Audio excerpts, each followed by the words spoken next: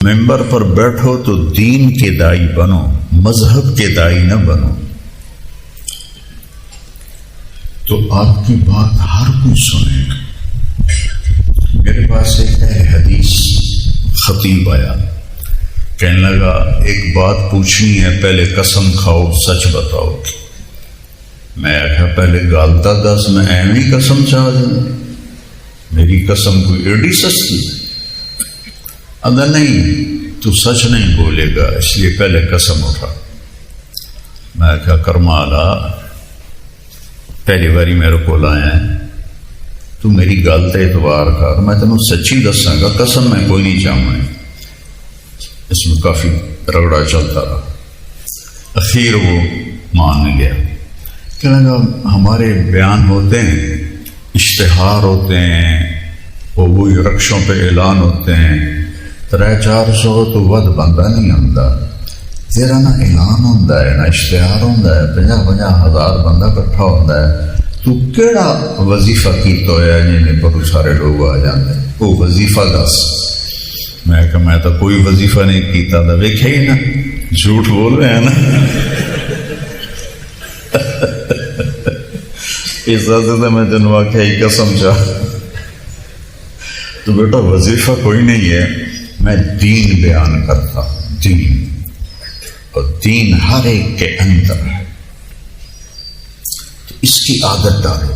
مسلک میرے لیے ہے، مذہب میرے لیے ہے، ابو حنیفہ رحمہ اللہ کی تقلید میرے لیے ہے،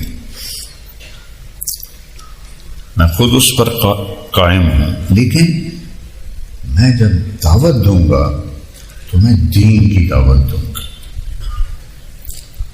تو لوگ آپ کو سنیں۔ پوری میرا بیان غیر مسلم سنتے ہیں۔ میں 2 سال پہلے گیا تھا بارڈر پر نظام الدین کے، اپنا ہندوستان کے اکابر کو لینے، تو بارڈر کھل گیا، ہمارے حضرات نہیں آئے تو لوگ آنا شروع ہو گئے، تو ایک سکھوں کا پورا جتھا وہ گیٹ سے اندر آیا، میں ایسے سامنے کھڑا تھا، تو اپنے دھیان میں گزر گئے، ایک سکھ کی نظر پڑ گئی، طارق جمیل صاحب۔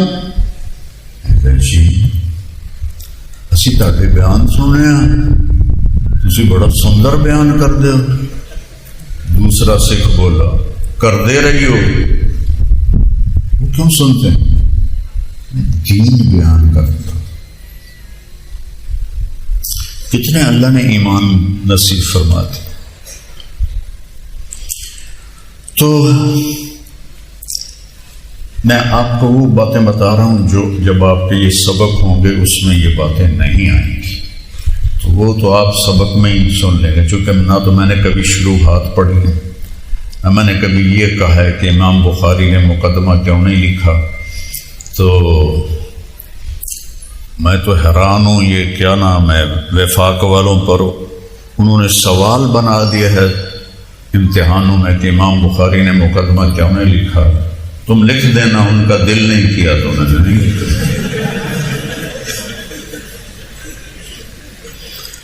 امام بخاری نے یوں، امام بخاری صاحب یہ چاہتے تھے، امام بخاری صاحب کا یہ تھا، کچھ مل کے آئے ہو امام بخاری نو جڑا اکھی جاندے ہو، ان کی یہ تھی منشا، ان کی یہ تھی منشا۔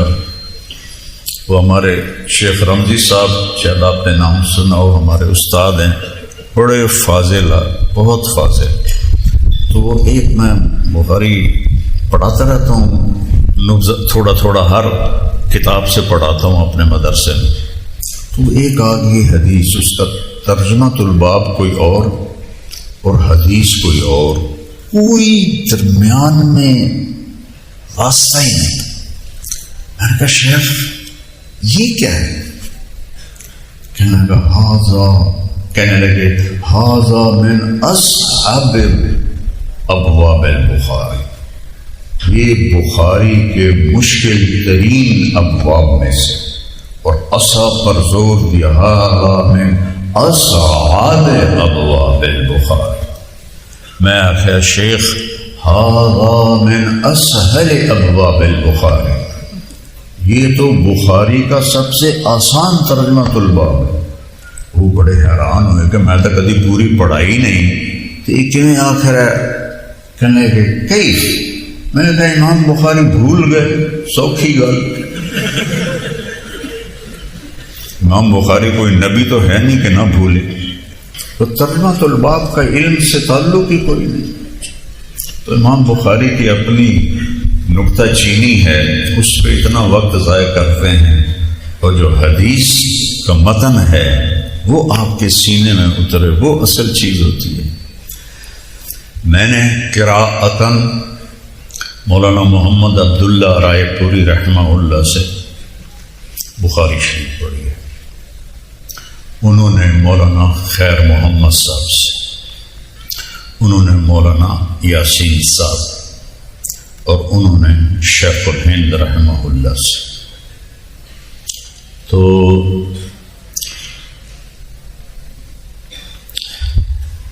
انہوں نے محمود الحسن صاحب سے، انہوں نے محمد قاسم صاحب سے، انہوں نے عبد الغنی صاحب سے، انہوں نے محمد اسحاق صاحب سے، انہوں نے عبد العزیز صاحب سے، انہوں نے شاہ ولی اللہ صاحب سے۔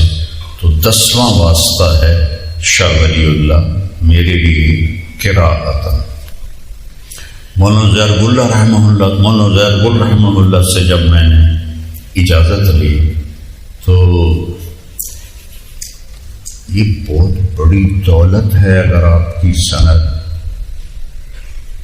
عالی ہے، بہت بڑی دولت ہے، اس وقت ہلکا نہ سمجھیں۔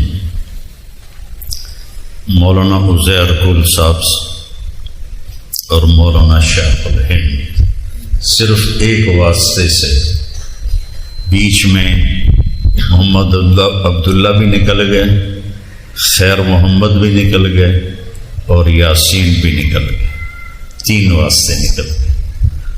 تو طارق جمیل، عزیر گل، محمود الحسن، محمد قاسم،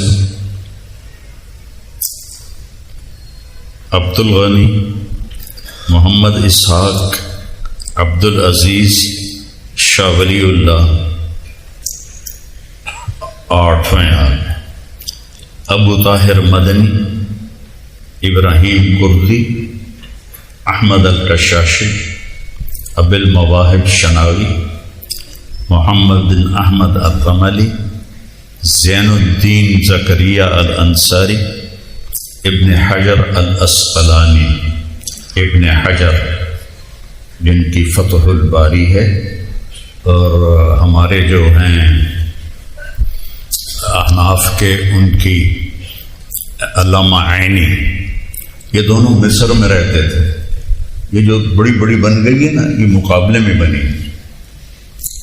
تو جیسے تاجر نہیں آپس میں مقابلہ کرتے، تو علماء کے بھی مقابلے ہوتے تھے، تو وہ مقابلے میں دونوں بزرگوں کی آپس میں نوک جھونک بھی چلتی تھی۔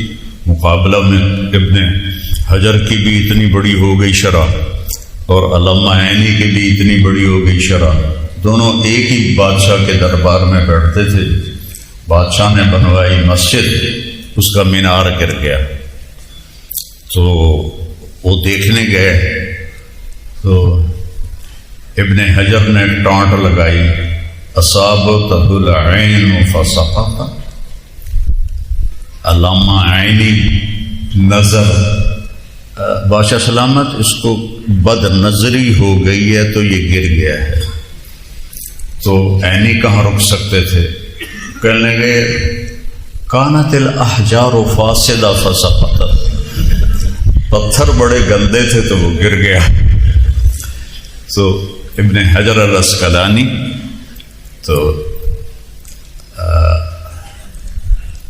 احمد بن ابراہیم التنوخی، احمد ابی طالب الحجار، حسین بن مبارک الزبیدی، عام طور پر زبیدی پڑھتے ہیں، یہ زبید ہے، قبیلہ یمن کا قبیلہ ہے۔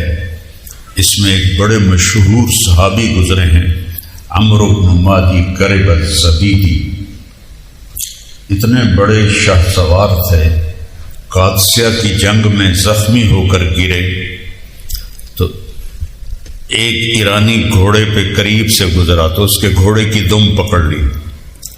اس پورا زور لایا کہ گھوڑا دم چھڑا جائے، ایک ہاتھ سے پکڑا ہوا تھا، نہیں چھڑا سکا. اخیر وہ گھوڑا چھڑ کے نہ سکا تو اس کی دم کھینچ کے پیچھے لائے اور اس پہ سوار ہو کے پھر لڑنے لگ گئے. اس وقت ان کی عمر 90 سال تھی.